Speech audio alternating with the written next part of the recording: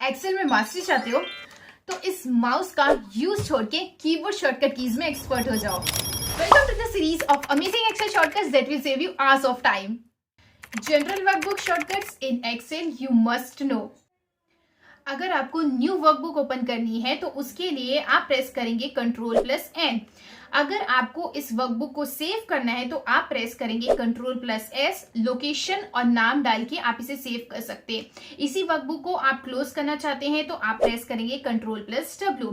उसके अलावा अगर आप अपनी इस पर्टिकुलर शीट को, इस वर्कबुक को प्रिंट आउट करना चाहते हैं तो आप करेंगे Ctrl+P फॉर प्रिंटिंग इट।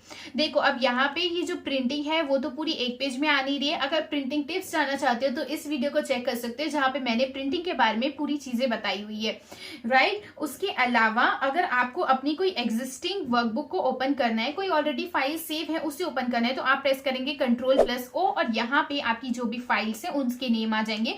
जहां से आप जिस भी फाइल को ओपन करना चाहें आप उसे ओपन कर सकते हैं। इसी तरीके से एक्सेल में एक्सपर्ट बनने के लिए डू सब्सक्राइब फॉर मोर।